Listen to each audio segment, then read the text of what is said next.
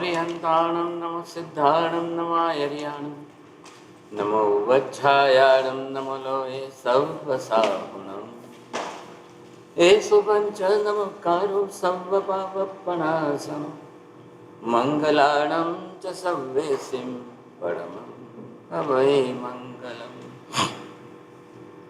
जय जगजीव जोनि वेयाणो जगगुरु जगानन्दो जगन्नाथ जगबन्धु जय जगप्रिया महोदय जय सुयाण प्रभु तीर्थयराणम् पश्चिमो जय जय गुरुलोकाणं जय महपा महावीर सच्चिदानंद संपूर्णं विश्वज्ञं विश्वपावनं शंखेश्वर पुरोत्तमं पार्श्वनाथं नमाम्यहं सर्वारिष्टप्रणाशाय सर्वाभीष्टार्थदायिने सर्वलब्धिनिधान श्री गौतम स्वामिने श्री सुधर्मा स्वामिने नमः। अज्ञानतिमिरान्धानां ज्ञानाञ्जनशलाकया नेत्रमुन्मीलितं येन तस्मै श्रीगुरवे नमः। धर्म लाभ बहुत बहुत आशीर्वाद। सभी साधर्मियों का सादर जय जैन। कंदरवाद की इस 84वीं कक्षा में आप सभी का हार्दिक स्वागत है। जैसा कि हमने पूर्व कक्षा में देखा था कि द्रव्यों की समानता और असमानता के बारे में हमने विशेष चर्चा की थी, जिसमें हमने देखा था कि द्रव्य, गुण और धर्म और पर्याय, इसके आधार से हमने द्रव्यों में समानता देखी थी और असमानता देखी थी, जिसमें हमने धर्म के बारे में विशेष चर्चा करते हुए कहा कि जो अव्ययवाद, अच्छेद, अवेद, अदाय, अखाट्य, अखंड, जो ऐसे धर्म हैं वे क्या करते हैं, धर्म जीवास्तिका है, धर्मास्तिका है, अधर्मास्तिका है और आकाशास्तिका है, ये सबको एक कर देते हैं। एक कहने का मतलब ये है कि एक समान रूप में कहा जाता है धर्म की अपेक्षा, लेकिन द्रव्य की अपेक्षा और गुण की अपेक्षा सभी भिन्न भिन्न है। और हमने ये भी चीज देखी थी कि कोई भी द्रव्य है तो वह गुण और धर्म के बिना नहीं हो सकता, और कोई भी गुण और धर्म किसी भी द्रव्य के बिना नहीं रह सकते। मतलब अगर कोई द्रव्य है तो उसमें गुण और धर्म का होना आवश्यक है। इस आधार से हमने पूर्व कक्षा में जाना था। अब आगे की कक्षा के लिए हम महाराज साहब से निवेदन करते हैं। आज हम यहाँ पर कुछ विशेष रूप से कॉस्मोलॉजी एंड जोग्राफिकल, एस्ट्रोनॉमिकल, इन सब व्यू पॉइंट से जो है कैसे आत्मा का स्वरूप कहाँ कहाँ पर है ये देखना है।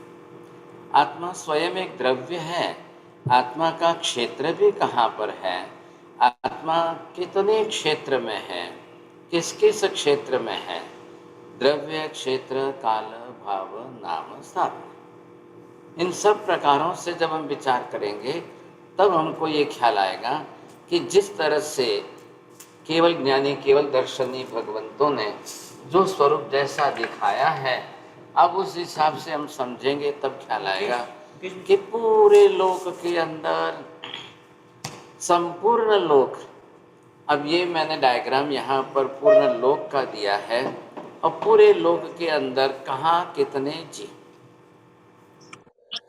प्रमाणों से देख करके जब हम समझेंगे, संख्या में देख करके जीवों की संख्या से समझेंगे, तब आपको ये ख्याल आएगा। अब है तो क्या है, पंचास्ति कायात्मक जगत स्वरूप है। अब पंचास्ति कायात्मक जो जैसा जगत स्वरूप है उस हिसाब से हमको ख्याल आ जाएगा। अब पांचों अस्थि कायात्मक पदार्थ है, ये देखिए आप, अस्थि कायात्मक ऐसे इन पांचों पदार्थों के अंदर ये है, यहाँ पर आकाश द्रव्य है, इसको हमने धर्मास्थि काय का नाम दिया है, और यही इसी के साथ समांतर रूप से रहने वाला अब ये जो है अधर्मास्थि काय नाम का द्रव्य है। और ये चारों तरफ आप देखेंगे पुद्गल के परमाणु हैं। अब ये जो है पुद्गल के परमाणु हैं और इतने अनंत पुद्गल परमाणु हैं। अभी आपको यहाँ पर स्क्रीन पर जो दिखाई दे रहा है उसके अंदर आप ये देख रहे हैं गोले। तो संपूर्ण लोक के अंदर ऐसे गोले जो हैं, ये गोले भी कितने हैं प्रमाण के अंदर? इन गोलों की प्रमाण संख्या आप देखेंगे तो यहाँ पर जो है केवल ज्ञानी भगवंत ये कह रहे हैं पूरे 14 राज लोक में असंख्य गोले। इन असंख्य गोलों के अंदर एक एक गोले में जहाँ अनंत जीव है, अब इनके अंदर प्रत्येक के अंदर एक एक जो है आप देखेंगे अनंत जीव। ध्यान से समझिए कि आज का कंसेप्ट जो है हम देख रहे हैं ज्योग्राफिकल कॉस्मोलॉजिकल व्यू पॉइंट से जीवात्मा की सिद्धि। ध्यान से समझिए, ऐसा जगत का एक भी दर्शन नहीं बता रहा है, जगत का एक भी धर्म नहीं बता रहा है, और सिर्फ केवल ज्ञानी सर्वज्ञ अवश्य बता रहे हैं साहब। तो अब यहाँ पर सिमंदर स्वामी किस शब्दों का प्रयोग करते हैं कि इतने बड़े इस 14 राज लोक के गोले के अंदर एक just you can touch the tip of the needle, सुई का अग्र भाग टच करो, इतनी जगह भी कहीं खाली नहीं है। इतने अनंत जीव हैं। संख्या की दृष्टि में थोड़ा सा समझ लीजिए आप, ऐसे ही हमको ख्याल आ जाएगा।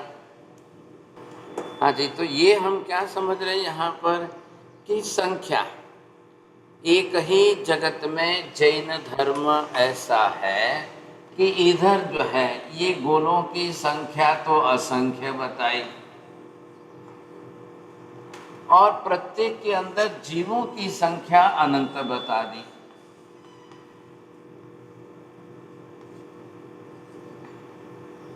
अब आप स्वाभाविक रूप से करिए, देखिए कितनी संख्या होती है।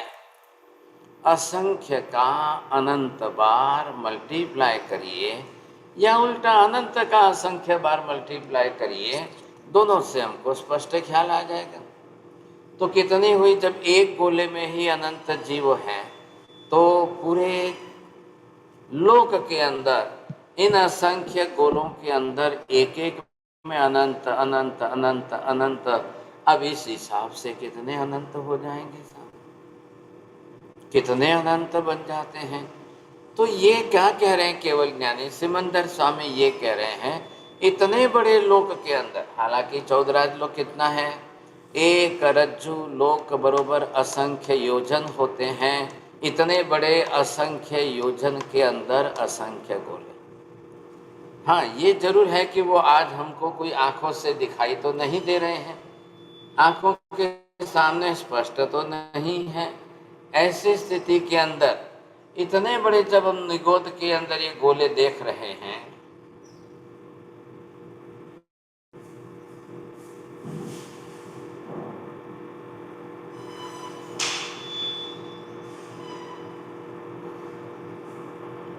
अब यहाँ पर आपको ये देखना है कि ये भी एक गोला है, इसके साथ में ये भी एक गोला है। एक गोला दूसरे गोले से कैसा सटा हुआ है, और प्रत्येक के अंदर आप जब जीवों की संख्या का विचार करोगे, अब इसमें कहाँ पर जगह बच रही है? इतने असंख्य गोलों के अंदर प्रत्येक के अंदर जीवों की संख्या। अब ये विचार करिए, क्या कर रहा हूँ मैं, भौगोलिक दृष्टि से पूरे जगत के अंदर, पूरे लोक के अंदर जो है, अब आप ये सोचिए कि इतने बड़े लोक के अंदर आप एक सुई रखो, इतनी जगह भी कहाँ पर है साहब, सोचिए। अब ये गोला है, इसके अंदर जीवों की संख्या अनंत हो, ये गोला है, इसके अंदर जीवों की संख्या अनंत हो गई, और हम सभी जीव कल इसी में थे, इसमें से ही बाहर निकल के आ रहे हैं। अब एक गोला जो है खाली नहीं है, अब ये सोचिए कि इतने अनंत अनंत काल के अंदर आज तक जो है कितना अनंत अनंत काल बीत गया, लेकिन एक भी गोला खाली नहीं हुआ। ख्याल आया? तो ये केवल ज्ञानी हमको इस प्रकार के शब्द बता रहे हैं, एक गोला खाली नहीं हुआ, नहीं अभी। अद्वैतवादी हिंदू दर्शन एक ही बात कर रहे हैं, एक ही आत्मा पूर्ण विश्व में है, वही परमात्मा, एक ईश्वर है, बाकी दूसरे कोई जीव ही नहीं है। बौद्ध दर्शन ने जीव को अनित्य मान करके नष्ट होने वाला बता दिया। कौन बता रहे हैं ऐसा? अब कोई दूसरों की तो कुरान बाइबल की तो बात ही करने जैसी नहीं है, सब कोई नहीं बता रहे। बचा सिर्फ कौन? एक केवल ज्ञानी सर्वज्ञ तीर्थंकर भगवंतों का जैन दर्शन। अगर आत्मा न हो तो फिर पूरे जगत का स्वरूप कैसे बैठेगा? मात्र आकाश हो, धर्मास्तिकाय हो, अधर्मास्तिकाय हो और पुद्गल हो, इतने मात्र से तो जगत का स्वरूप नहीं बैठता ना। ये यहाँ पर चौथा द्रव्य जो है ये पुद्गल, तो बिना आत्मा के, बिना जीवात्मा के पूर्ण जगत अधूरा है। अब ये क्या हो गए साहब? आकाश भी निष्क्रिय द्रव्य अजीब है, धर्मास्तिकाय निर्जीव है, वो अधर्मास्तिकाय भी निर्जीव है और अक्रिय द्रव्य है, कुछ भी नहीं कर सकते। जब उनको कुछ भी नहीं कर सकते, कोई क्रिया ही नहीं हो सकती है उनके। एक ही है चेतन जीवात्मा। अब वही आकाश के प्रदेशों का उपयोग करके स्थान ग्रहण करेगा, वही धर्मास्तिकाय के प्रदेशों का ग्रहण करके गति करेगा, वही आत्मा अधर्मास्तिकाय के प्रदेशों का उपयोग करके सहायता लेकर के स्थिरता करेगा, वही चेतन आत्मा पुद्गल के परमाणु को ग्रहण करके अपने शरीर आदि सबकी रचना करेगा, तो ही वो जीवन जी सकता है। बिना चेतन आत्मा का पूर्ण जगत जो है कुछ भी नहीं है। यदि ये अनंत जीवात्माएं न हो संसार में तो कुछ भी नहीं चले। चलिए, बात क्या सिद्ध हुई? लोक का एक कोना भी नहीं छूट रहा है, एक किनारा भी नहीं छूट रहा है, 1 mm का अंश मात्र भी नहीं छूट रहा है। अब ये शब्द कहने पड़े कि आकाश के प्रदेश कितने हैं? विपुल जी बोलिए, आकाश के प्रदेश कितने हैं? अनंत प्रदेश है। चलो, आप भी जो है 7 लोगस गिन लेना। बोलिए साहब, प्रीति बेन। अनंत। आप भी 7 लोगस गिनिए। बोलिए अब, और जिसको बोलना है आप खुद अपनी इच्छा से बोल दीजिए। सुन, बोलिए महेंद्र भाई। लोकाकाश के असंख्य प्रदेशों। हाँ असंख्य प्रदेशों। हाँ, बस। लोकाकाश के प्रदेश असंख्य हैं, गोले असंख्य हैं, एक एक गोले में जीव अनंत हैं। अब बताइए, एक आकाश प्रदेश पर एक जीव है कि एक आकाश प्रदेश पर कितने जीव है? और असंख्य लोकाकाश के प्रदेशों पर जीवात्माएं कितनी है? बोलिए जैन साहब।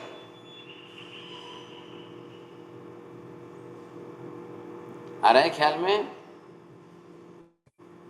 एक बारी रिपीट कीजिए महाराज सर। चलिए साहब, तो ये चोरडिया जी बोल देंगे। महाराज साहब, अनंत अनंत जीव है, अनंत अनंत। चलिए माता जी बोलिए, अब क्या बोलेंगे? सही शब्द बोल देना साहिब जी, एक एक लोग एक आकाश प्रदेश पर अनंत अनंत जीव है। अनंत अनंत मत बोलिए, डबल मत गुणाकार करिए, अनंत जीव है। अब ये जो है, क्योंकि है ही एक कोले में अनंत है, संपूर्ण लोक के समस्त मिलाकर के अनंत अनंत है। अब मैं ये पूछ रहा हूं कि ये जो है, अभी आपने ये देखा कि ये जो है आकाश प्रदेश,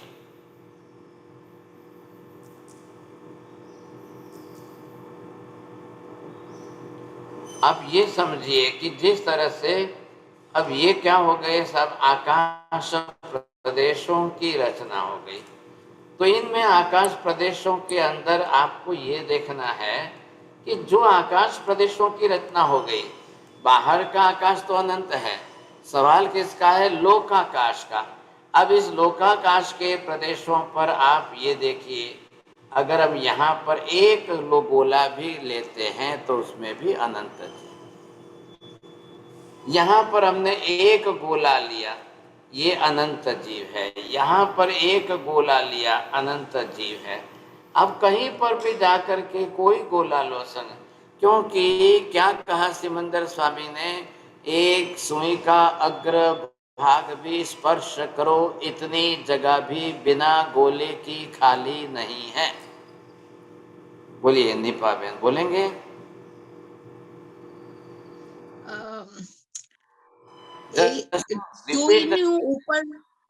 સુઈના ઉપરના ભાગની બી એટલી જગા પણ ખાલી નથી. चलो चंद्रेश भाई, क्या लग रहा है आपको?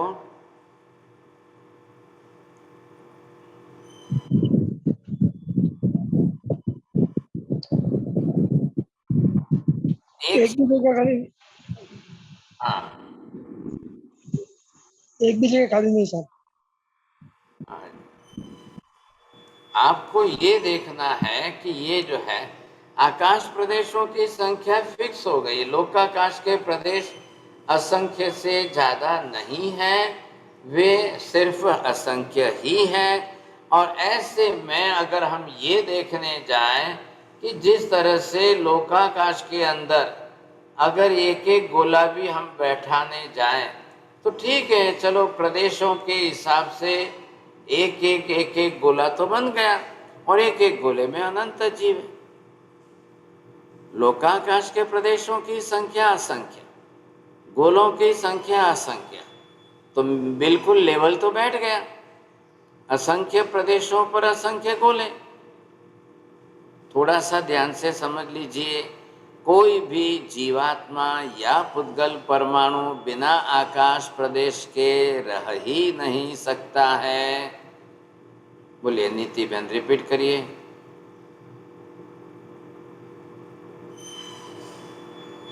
कोई भी जीव बिना आकाश प्रदेश के रह ही नहीं सकता है। दो बोलनी है बात अंसा बहन, दो शब्द बोलने हैं।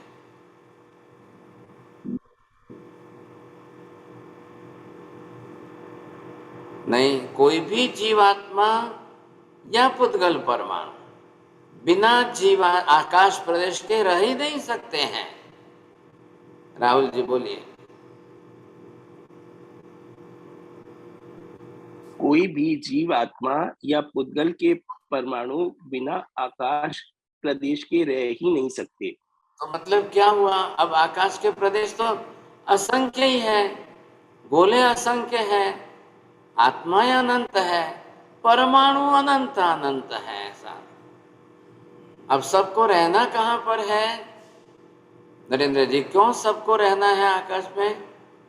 आकाश में अवगणना मिलती है, रहने की जगह मिलती है। बस बस, आकाश के प्रदेशों का मुख्य गुण क्या है? अवगाहना प्रदायक गुण है। आकाश जगह देगा, उतने में ही आप रह सकते हो। कल हमारी बुद्धि में ये बात नहीं उतरेगी, एक आकाश के प्रदेश पर एक गोला भी रहे, अनंत जीवात्मा भी रहे, अनंत परमाणु भी रहे, दिमाग में नहीं बैठेगी। ये बात सही है, लेकिन अब केवली के वचन को समझने के लिए वहां तक इतनी सूक्ष्म बुद्धि हमारी बने तब की बात है। ये है वास्तविकता। अब इसके सामने जब इतने गोले हैं और इतने अनंत जीवात्मा है साहब, अब इतने अनंत जीवों को संसार में रहना तो है ये। बात क्या चल रही है? आत्मा को न मानने वालों को यहाँ पर समझाया जा रहा है, इंद्रभूति गौतम को।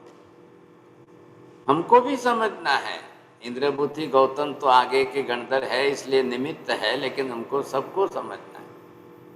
यहाँ तक के शब्द आ गए शास्त्र में, काजल की डिब्बी के अंदर काजल कैसे भरा हुआ है, वैसे ठूस ठूस करके जीवात्मा, अनंत अनंत जीवात्मा इस पूरे लोक के अंदर भरे हुए, पूरे लोक के अंदर। तो एक एक एक सुई का अग्रभाग टच करो, इतनी जगह भी खाली नहीं है। बस बात इतनी पूरी हो गई। अब इसके बाद आप अगर इनका भी प्रमाण देखेंगे कि और कितने जगह पर और कौन कौन से क्षेत्र हैं लोक के, कहाँ कहाँ कौन रहते हैं साहब, तो ये जब हम देखेंगे तो हमको ये भी ख्याल आ जाएगा ना, इससे भी तो हम समझ सकते हैं कि ये अगर 14 राजलोक का संसार है,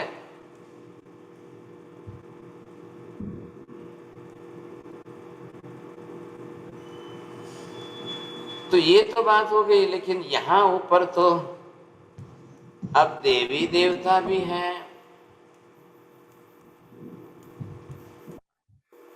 चलिए वो तो इतने ही क्षेत्र में रहेंगे, मात्र देवलोक में ही देवी देवता रहते हैं ऐसी बात नहीं है। कल हमने दूसरा भी समझा है, देव गति के चारों प्रकार के जीव जो है देवलोक में, तिरछा लोक में और पृथ्वी के नीचे अधोलोक में भी रहते हैं, बरोबर। तीनों लोक में रहने वाले सिर्फ एक ही जीव जो है वो ये है देवी देवता। बाकी एक केंद्रीय जीव तो है ये सब जगह पर, पृथ्वी, पानी, अग्नि, वायु, वनस्पति के सूक्ष्म जीव वो सब जगह पर है। तो यहाँ ये अगर हम एक एक इन जीवों की बात करें तो ये जैसे आप देखेंगे कि ये तो सब जगह पर रहने वाले हैं, इनको तो हम अलग कर ही नहीं सकते ऐसा। कहने का मतलब अब उनमें और इनमें क्या फर्क है? बोलिए साहब, कौन बोलते हैं, किसको बोलना है?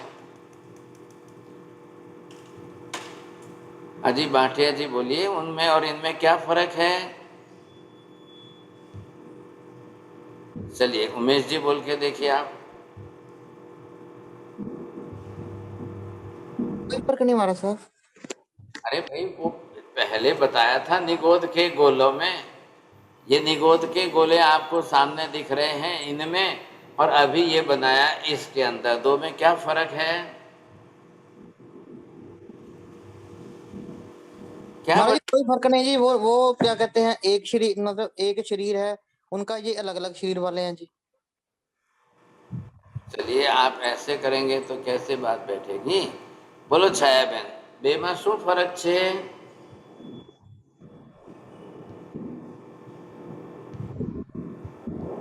कह रहा तो शायद ये निगोद के गोले सूक्ष्म साधारण वनस्पति काय है, और ये मैंने यहाँ पर ये जो दिखाए हैं आपको, इसमें पृथ्वी काय, अपकाय, तेवकाय, वायु काय, वनस्पति काय के सभी सूक्ष्म जीव 14 राजलोक में सर्वत्र व्याप्त है, जीवात्मा है। ये वैक्रिय शरीर वाले हैं। आप ये जैन साहब थोड़ा सा आगे मत बढ़िए, मैं विनती करता हूँ आपको। तो ये जो है ये पृथ्वी काय, अप काय, तेव काय, वायु काय, वनस्पति काय, पांचों के सूक्ष्म जीव संपूर्ण लोक में व्याप्त है। यहाँ कोई वैक्रिय कुछ नहीं बोलना है। जैन साहब बोलिए, आप करिए, रिपीट करके देखिए ना।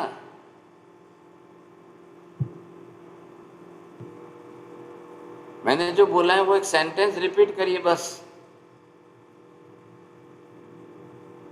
नहीं, चलिए साहब, आशा बहन बोलिए।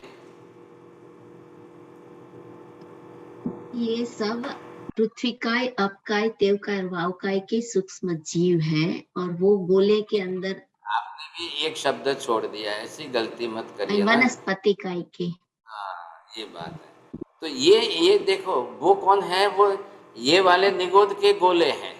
निगोद के गोले मतलब सिर्फ सूक्ष्म साधारण वनस्पति का है, और इसके अंदर निगोद के गोले से भी आगे बढ़कर पृथ्वी काय के भी सूक्ष्म जीव, अपकाय के भी सूक्ष्म जीव, अग्नि काय के भी सूक्ष्म जीव, वायु काय के भी सूक्ष्म जीव, वनस्पति काय के, मतलब पांचों आ गए इसमें। और ये पांचों भी पूरे 14 राजलोक में इतने भरे हुए हैं कि आप एक सुई रखो, इतनी जगह भी खाली नहीं है। पूरी सुई तो जाने दो, एक सुई का अग्रभाग, you can not touch the tip of the needle, that much space is also not empty. बोलिए साहब, जैन साहब बोलेंगे। महाराज साहब, थोड़ा सा भी स्पेस एम्प्टी नहीं है। ये जो सूक्ष्म जीव हैं, ये वनस्पतिकाय, आस्तिकाय, वायुकाय, तेवकाय सबके हैं जीव हैं।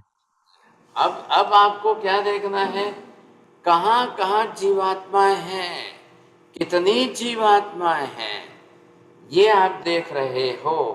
अब आपने ये समझ लिया कि ये जो 14 राजलोक का नक्शा है, अब इतने क्षेत्र के अंदर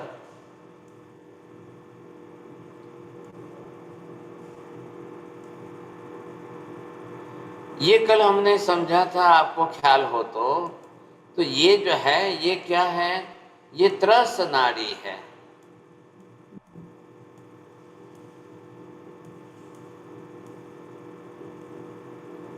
हाँ जी, अब बोलेंगे महेंद्र भाई, त्रस नाड़ी नाम क्यों पड़ा है?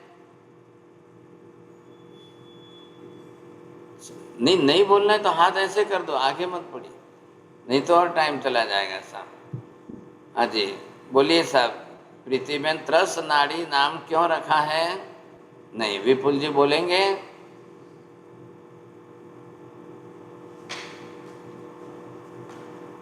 विपुल जी चले जाते हैं क्या? हमारा सब त्रस जीव रहते हैं, इस कारण उसे त्रस नाड़ी का है। हाँ, देखिए, त्रस जीव सिर्फ इस त्रस नाड़ी में ही रहते हैं, इसके बाहर त्रस जीव कहीं पर भी नहीं है ऐसा। बोलिए नीपा बहन, ख्याल आ रहा है आपको? ત્રસ નાડી ને લીધે ત્રસ જીવો જ્યાં રહે છે તેને ત્રસ નાડી કહેવાય છે। मैंने बोला वो सेंटेंस क्यों नहीं बोलते, आपको क्या तकलीफ है? बोलिए राम जी। त्रस काय के जीव त्रस नाड़ी में ही रहते हैं।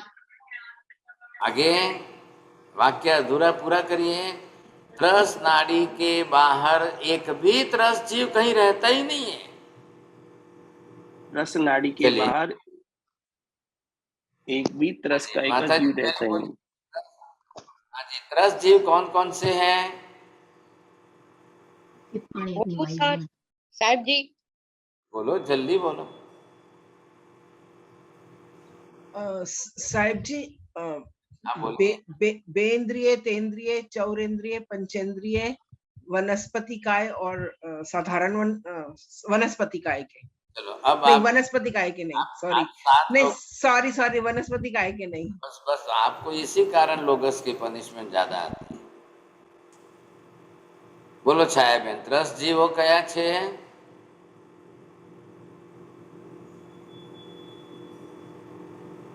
बेंद्रिय, तेंद्रिय, चौरेंद्रिय, पंचेंद्रिय। बस, अब ये जितने हैं वो इसी में रहने वाले हैं।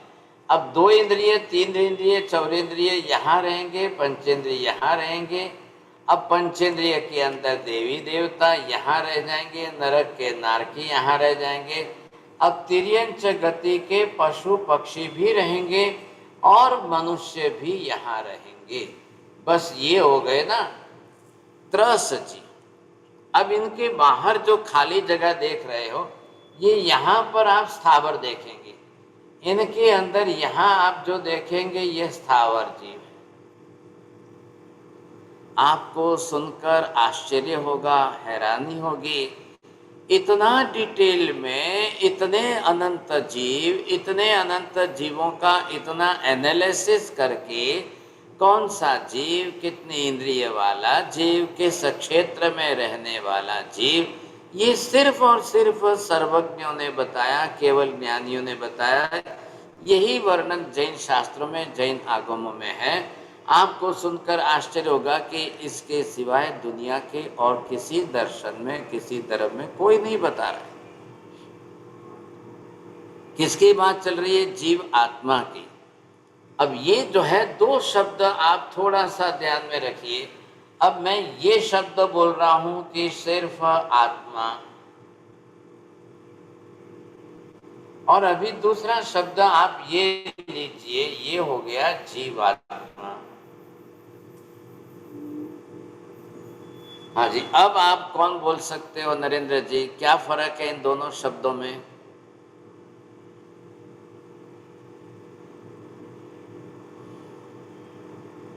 अनम्यूट करके बोलिए। जीवात्मा शरीर ही रहता है, वो जीवात्मा कहते हैं, और जिसका शरीर नहीं रहता है उसका सिर्फ आत्मा कहते हैं। आत्मा तो हाँ,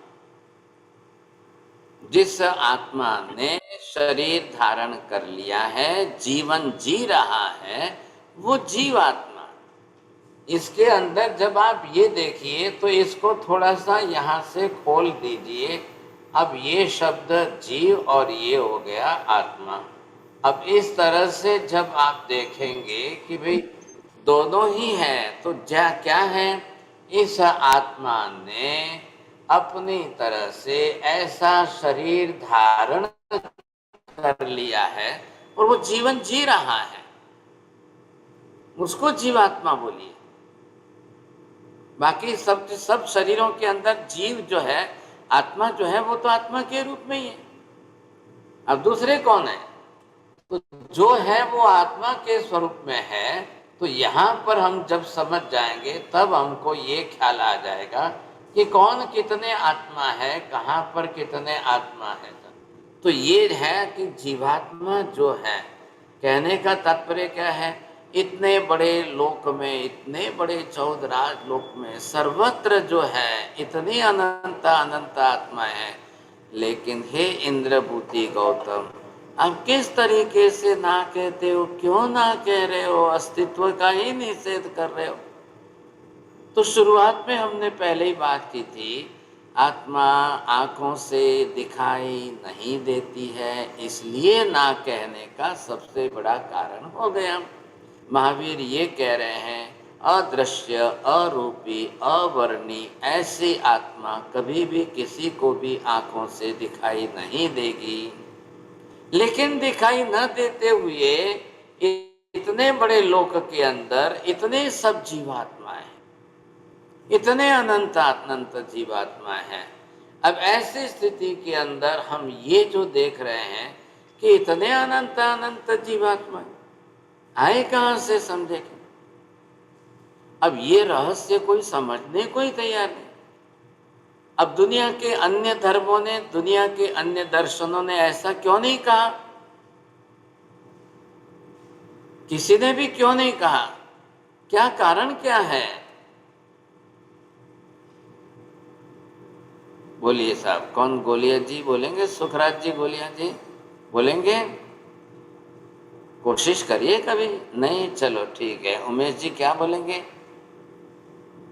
महाराज जी वहां पे इतने अपना केवल ज्ञानी नहीं है जी, उनके पास केवल ज्ञानी नहीं थे। बहुत अच्छा, बहुत अच्छा। आज आपको प्राइज आया पहली बार। केवल ज्ञानी नहीं होने से ये दिखाई नहीं देगा, केवल दर्शनी नहीं होने से दिखाई नहीं देगा, केवल ज्ञान नहीं होने से जान भी नहीं पाएंगे, कह भी नहीं पाएंगे। मतलब क्या हुआ? पूरा जगत देखने के लिए, पूरा लोक देखने के लिए, और इतने सब इन अनंत जीवों का ऐसा स्थान, ऐसा स्वरूप देखने के लिए अब ये बात तो निश्चित हो गई, केवल दर्शन होना अनिवार्य है तो ही दिखाई देगा, केवल ज्ञान होना बहुत ही अनिवार्य है, वही जान सकेंगे और तभी जाकर वितरागता के भाव से वो जगत को कह सकते हैं, समझा सकते हैं। ये विशेषता है कि नहीं? तो जैन दर्शन ने ही क्यों कहा है? जैन दर्शन के सिवाय जब दूसरे कोई नहीं कहते हैं तो कल क्या होगा? पॉलिटिकली लोग बोलेंगे भाई मेजॉरिटी किसकी है, उसका सत्य है। यहाँ मेजॉरिटी काम नहीं आती है, यहाँ तो केवल ज्ञानी का अंतिम सत्य ही काम आता है। यहाँ कोई मेजॉरिटी से मतलब नहीं है। अब जैन दर्शन, जैन धर्म दुनिया के अंदर एक तरफ पड़ रहा है, अकेला पड़ रहा है, और बाकी के सब धर्मों ने अपने अपने हिसाब से बहुत बड़ी बातें कर दी। कोई कह रहा है कि एक ही आत्मा है, दूसरा कुछ है ही नहीं। कोई कह रहा है हाँ साहब जीव अजीव दो है, तीसरा कुछ नहीं। अब कोई कह रहा है कि ईश्वर एक ही आत्मा है, दूसरे कोई जीव में आत्मा ही नहीं है साहब। अब ये सब अपने अपने तरीके से अलग अलग कहने वाले केवल ज्ञानी नहीं हो सकते हैं, सर्वज्ञ नहीं हो सकते हैं। ये बात इतनी भी निश्चित है। ये केवल ज्ञानी का एक का ही विषय है कि जो इतना सब कुछ जान सके, देख सके, फिर कहने की बात आती है। अब कहने के लिए केवल ज्ञानी ने त्रिपदी से कही, त्रिपदी के माध्यम से जब कही, तब आपको ये ख्याल आ गया इतने अनंत जीव, इतने लोक के अंदर। अब हम यहाँ पर ये देख लेते हैं कि मनुष्य क्षेत्र के अंदर का विस्तार समझ लो। हमारा जो विस्तार है वो किसका कितना विस्तार है। तो ये जब आपको 14 राजलोक का स्वरूप बताया, अब इस 14 राजलोक के इतने बड़े स्वरूप के अंदर जो है मात्र इतना सा भाग जो है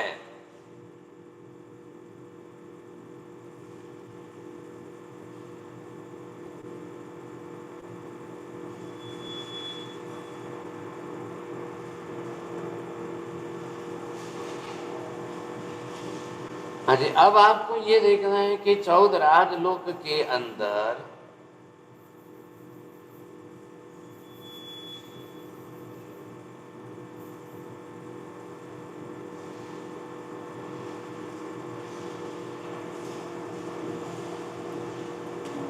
अब ये जो हम देख रहे हैं कि ये तिरछा लोक है, और तिरछा लोक के केंद्र में आप ये देखिए कि सिर्फ इतना ही भाग मनुष्य क्षेत्र है। इतने से भाग के अंदर यहाँ पर मनुष्यों को रहना है। मतलब क्या हुआ, अब इधर आप जैसे ये देखेंगे कि 2 इंद्रिय के जीव, 3 इंद्रिय के, 4 इंद्रिय के, 5 इंद्रिय के, ये सब जीव जो है पूरे यहाँ पर तिरछा लोक में भरे पड़े हैं।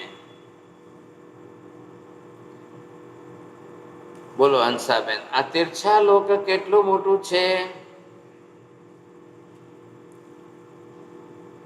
देखकर ख्याल आ रहा है आपको? एक योजन, एक रज्जु योजन। Very good. हाँ, एक बहुत रज्जु, एक राजलोक प्रमाण तिरछा लोक विस्तार में फैला हुआ है, और ऊपर नीचे 1800 योजन है। तो ये जो है यहाँ पर क्या है, असंख्य द्वीप समुद्र है। तो ये एक द्वीप आया, अब इसके बाद पूरा समुद्र आएगा, फिर वापिस जो है ये द्वीप आएगा, फिर वापिस जो है पूरा समुद्र आएगा, फिर वापिस आप देखेंगे पूरा द्वीप आएगा, फिर वापिस समुद्र आएगा।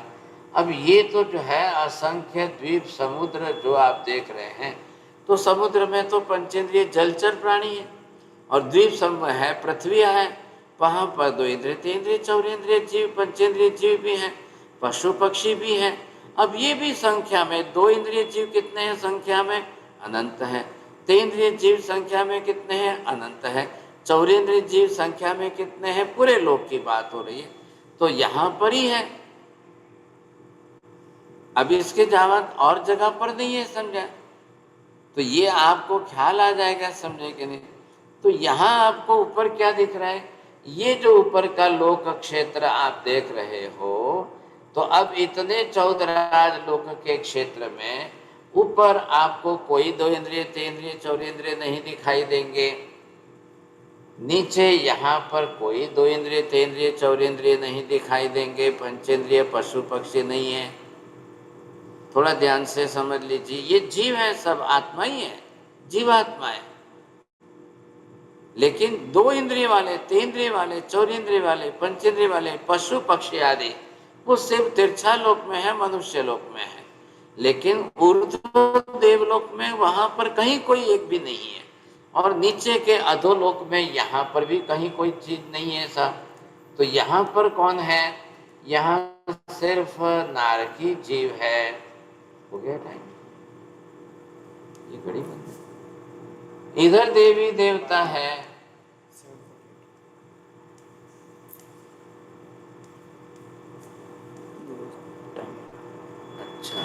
स्वरूप क्या होगा। अभी आपको ये ख्याल आ जाएगा कि कितने जीव, 2 इंद्रिय वाले जीव अनंत हैं, लेकिन है कहाँ पर? तिरछालोक।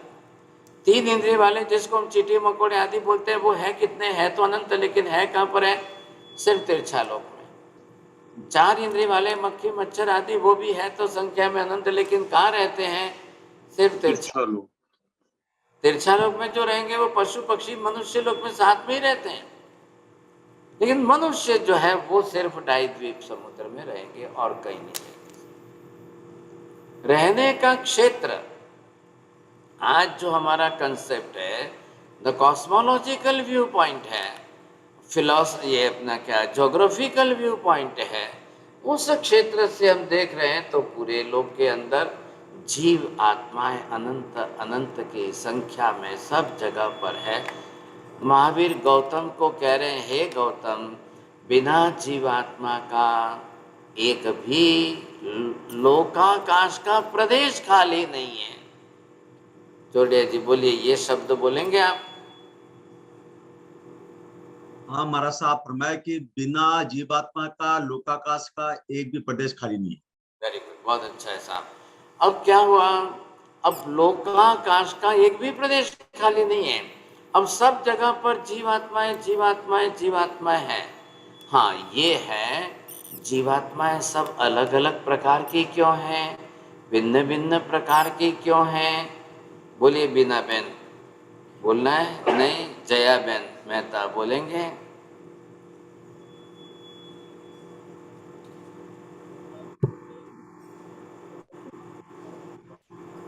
चलिए, स्मृति बहन जैन बोलेंगे। हाँ, ये क्या समझ में आ रहा है आपको?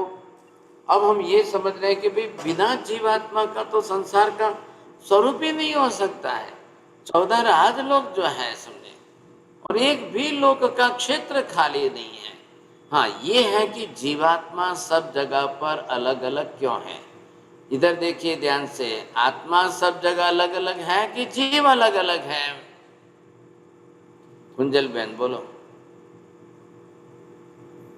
બધાની ઉપર કર્મ વર્ગના અલગ અલગ છે એટલે બધા જીવ અલગ અલગ છે।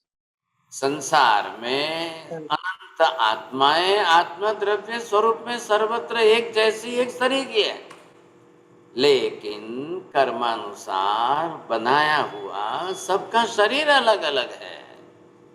ऐसे बोलना है आपको। बोलिए चंद्रेश भाई, केवी રીતે बोलशो?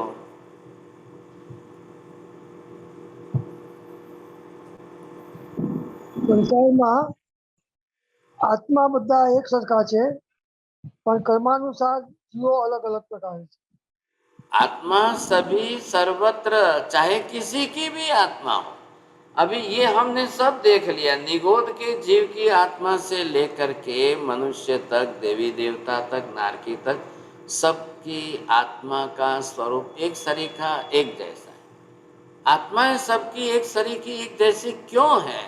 और सबके शरीर जो है सर्वथा भिन्न भिन्न भिन्न भिन्न प्रकार के अलग अलग है। आ रहे ख्याल में? बोलिए। सरोज बेन गुटका बोलશે? સુરેશભાઈ શાહ બોલવું છે? સાહેબજી, દરેક જીવ ના શરીર અલગ અલગ હોય છે, કારણ કે દરેકના કર્મ અલગ અલગ હોય છે, એટલે સંસારમાં આત્મા બધાના સરખા છે પણ જીવાત્મા અલગ અલગ છે। चलो वापिस बोलेंगे उमेश जी, आज दूसरी बार प्राइज लेकर। आत्मा सबकी एक सरीखी क्यों है? क्योंकि हमारा सब हर एक के कर्म अलग अलग है, उसी के हिसाब से पर्याय में जाता है जी जीव। अब आपको 7 लोगस गिनना पड़ेगा। आज ये पहली बार कैसे आपने प्राइज ले लिया, लेकिन बाद में तो गलत ही बोल रहे हो। जोड़िया जी क्या पूछा है मैंने? आपने पूछा महाराज साहब कि आत्मा सबकी एक जैसी क्यों है? क्योंकि द्रव्य स्वरूप में प्रत्येक संभावतक पिंड में सबकी आत्मा एक जैसी है। चलिए बोलो, हंसा बहन बोलेंगे।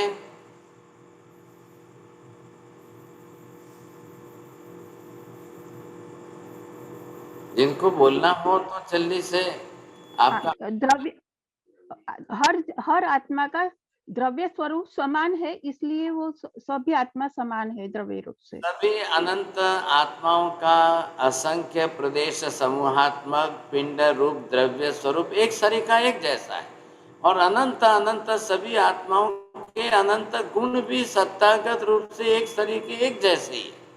इसलिए आत्मा द्रव्य के रूप से सभी एक शरीर के एक जैसे हैं, लेकिन सबने अपने अपने तरीके से जो कर्मानुसार शरीर बनाए हैं वो अलग अलग है। आज के इस विषय के अंदर यहाँ पर गौतम स्वामी इंद्रबुद्धि को भी समझाया जा रहा है, तीसरे उनके भाई वायुबुद्धि को भी समझाया जा रहा है। हे गौतम, दोनों समझ रहे हैं आत्मा का स्वतंत्र अस्तित्व पूरे 14 लोक में जो सर्वत्र है वो भी आप समझ लीजिए, और साथ में आपको ये भी देख लेना है, तो वो भी आपको ख्याल आ जाएगा। क्या? तो वो दोनों तरफ से जब आप समझेंगे तभी आपको पूरी वस्तु समझ में आ जाएगी। तो वो भी क्या है कि जब शरीर रूप से एक शरीर के नहीं है, शरीर का भिन्न भिन्न होना है। अगर हम शरीर को ही आत्मा मान ले तो महावीर गौतम को कह रहे हैं, वायुबुद्धि गौतम को कह रहे हैं कि अगर शरीर को ही आप आत्मा मान लोगे तो बात बैठेगी नहीं। अरे ये बात समझ में आपको बात ही नहीं बैठेगी। शरीर ही अगर आत्मा हो तो संसार के अंदर अनंत अनंत सबका शरीर अलग अलग क्यों है फिर? तो आत्मा शरीर नहीं है, शरीर आत्मा नहीं है। आत्मा शरीर से भिन्न है, शरीर आत्मा से भिन्न है। 4 सेंटेंस है, नीति बहन बोलिए।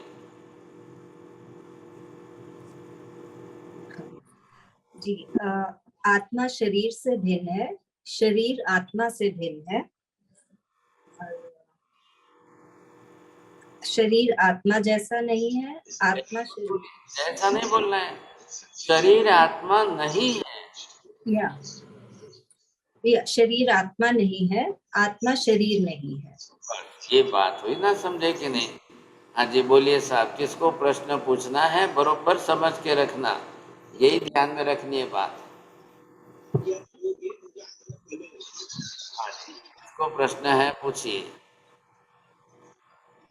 नीति बहन बोलिए जल्दी। जी हमारे साथ जैसे हमने अभी समझा कि संसार में निगोद के गोले भी ठसाठस भरे हैं, तो फिर जो हम जैसे निगोद से बाहर आ गए हैं तो हम तो अब निगोद के गोले में नहीं हैं। सो दैट मीन्स यहाँ निगोद नहीं है। यहाँ नहीं है, सर्वत्र है। Everywhere everywhere nigod is existing everywhere. Not a single place of the whole cosmos is not empty by the living being. अरे ख्याल में we can नहीं मेरे सामने देखिए, हमने ये बनाया how much this space is. In this space there are space you see, and if you will say to your child that if they will put the bubbles of the soap water, you see that bubbles will be fair everywhere, it will spread everywhere, then we can say that everywhere, each and every space of this. Yeah, but then Marisa, when we come out of Nigod, that means the Nigod Gola is not there now, no, where I am existing. Where you are staying, there are the Nigods. Everywhere Nigod. आपके जीव ने पंचेंद्रिय पर्याय धारण कर ली है, लेकिन वो निगोद के जीव जो है उन्होंने तो अभी तक उसमें से बाहर ही नहीं निकले, तो वो तो है ही है। हाँ ये है कि which is unvisible, due to that you can deny that, but there are existing there because हाँ जी दिखाई नहीं देते हैं, वो बात अलग हो गई। बोलो छाया बहन जल्दी। સહજી હું પંચેન્દ્રિય છું એટલે હું ત્રસ નાડીમાં રહું છું, પણ સ્થાવર જીવો મારી આજુબાજુ જ છે, હું વનસ્પતિ પણ ખાઈ શકું છું। સ્થાવર જીવો બરોબર હે, તો એ લોકો તો ત્રસ નાડીમાં સ્થાવર બહાર છે। જીવ નાના ત્રસમાં પણ છે અને ત્રસની બહાર પણ છે, એવરીવેર આખા લોકમાં બધે જ છે। त्रस जो है, त्रस जीव वो सिर्फ त्रस नाड़ी में है, वो बाहर नहीं है। लेकिन स्थावर के लिए तो पूरा लोक है, सब जगह पर है नाड़ी, त्रस नाड़ी में भी और बाहर भी है। हाँ बोलिए बीना बेन।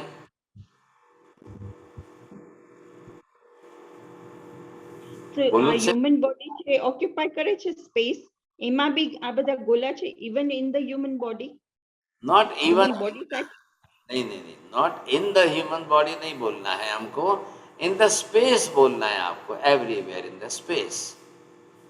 સો હ્યુમન બોડીની જેટલી સ્પેસ છે એમાં બી ગોળા હોય? नहीं, ऐसा मत सोचिए आप। ह्यूमन बॉडी पंचेंद्रिय पर्याय हमने धारण किया है ना, अब बदल गई बात। एवरी स्पेस जब हम बोलते हैं तब उनकी बात आती है। हाँ राहुल जी बोलिए जल्दी। साहिब जी, ये सूक्ष्म पृथ्वी काय के जीव ये तरस जीव होते हैं या स्थावर? स्थावर होते हैं। पृथ्वी, पानी, अग्नि, वायु, वनस्पति, वो सूक्ष्म हो या बादर हो, सभी स्थावर ही कहलाते हैं। 2 इंद्रिय के बाद रस की गणना शुरू होती है साहब। हाँ जी कुंजल बहन जल्दी बोलिए। मत्सर वंदनी सर जी, आज ये जीवो स्थावर और सूक्ष्म और ये अपना दोनों इसमें रहते त्रस नाड़ी के बाद? हाँ जी, सिर्फ सूक्ष्म ही रहते? सूक्ष्म भी रहेंगे, बादर भी रहेंगे, लेकिन सूक्ष्म को तो सर्वत्र रहना है ना। बादर मैंने आपको बताया ना कि 2 इंद्रिय, 3 इंद्रिय, 4 इंद्रिय वगैरह सब जो है त्रस नाड़ी में आ जाएंगे। देखिए हम जब भी जैन बायोलॉजिकल बॉटनिकल स्टडी शुरू करेंगे, वो एक क्लास अलग से लेंगे, तब डिटेल जाएंगे। आज कंसेप्ट क्या है, ज्योग्राफिकल, कॉस्मोलॉजिकल, पूरे फील्ड में सभी सर्वत्र अनंत आत्माएं कहाँ कैसे हैं और शरीर से कैसे भिन्न है, ये कंसेप्ट पकड़ के चलिए। आपका जो डिटेल नॉलेज उस विषय का हो उसको बाद में हम बायोलॉजिकल स्टडी में लेंगे। हाँ जी चौरडिया जी बोलिए। महाराज साहब ये पूछ रहा हूँ कि आपने बताया कि कोई भी स्पेस, एक छोटा सा एक भी स्पेस खाली नहीं है, मतलब अभी मैं जहाँ बैठा हूँ मेरे भी बाहर का निगोद के जीव है क्या? सब जगह पर है, वही तो मैं बोल रहा हूँ। निगोद के जीव है, पृथ्वी, पानी, अग्नि, वायु, वनस्पति के जीव है। जब सिमंदर स्वामी ने ये कहा है कि can't touch the tip of the needle, that much place is also not empty by the living being. ठीक है, ठीक है। हाँ जी माता जी बोलिए। साहिब जी, ये जैसे आपने बताया कि ये जो जगह है ये असंख्य योजन प्रमाण है, और जो ऊपर नीचे 900 योजन ऊपर नीचे है ना हाँ जी, क्योंकि यहाँ पर अगर ये 7 और ये 7 तो यहाँ तो जगह ही नहीं बचती। बरोबर है। जैसे इतनी सी ये वाली जो जगह ही नहीं बचती, तो पता नहीं इसमें नजर आ रहा है कि नहीं। जो संभूतला आपने बताई थी, संभूतला से ऊपर नीचे 900 है। हाँ बरोबर है। बस यहाँ सेंटर में जो है ये हम करेंगे, ये संभूतलन है यहाँ पर। तो इतने से क्षेत्र में ये सेंटर जब आ गया तो यहाँ ऊपर जाइए, यहाँ से नीचे जाइए। ये 900 हो गई और इधर ये 900 हो गई। अब ये दोनों को मिलाकर 1800 योजन ऊंचाई नीचाई के एक क्षेत्र हो गया। लेकिन यूं चले जाएंगे तो ये एक राजलोक प्रमाण असंख्य योजन है। समझ आ गया साहब जी। कौन बाकी रह गए? उमेश जी बोलिए। मतलब जो स्थावर होते हैं उनको तो वो तो मतलब एक जगह पे रहते हैं, जैसे पेड़ पौधे हो गए। वो बादर है ना भाई साहब, आप ध्यान दीजिए, बादर स्थावर है ना, पेड़ पौधे एक जगह रहेंगे।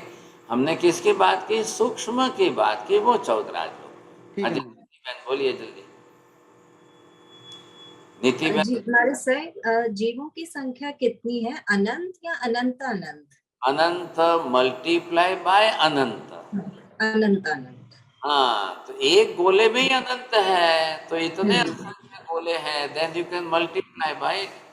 नमो रियंताणम, नमो सिद्धाणम, नमो आयरियाणम, नमो वज्रायणं नमो लोये सर्वसाहुणम् एषु पञ्च नमकारो सर्वपापप्रणाशनो मङ्गलानं च सर्वेसिं परमं हवै मङ्गलम् मङ्गलं भगवान् वीरो मङ्गलं गौतम प्रभु मङ्गलं स्थूलिभद्राद्या जैनधर्मोऽस्तु मङ्गलं चत्तारि मङ्गलं अरिहन्ता मङ्गलं सिद्धा मङ्गलं साहु मङ्गलं केवली पन्नत्तो धम्मो मङ्गलं चत्तारि लोकोत्तम अरिहन्ता लोकोत्तम सिद्धा लोकोत्तम साहु लोकोत्तम केवली पन्नत्तो धम्मो लोकोत्तम चत्तारि शरणं पवजामि अरिहन्ते शरणं पवजामि सिद्धे शरणं पवजामि साहु शरणं पवजामि केवले पन्नत्तं धम्मं शरणं पवजामि सर्वमङ्गलमाङ्गल्यं सर्वकल्याणकारणं प्रधानं सर्वधर्माणां जैनं जयति शासनं धर्मलाभ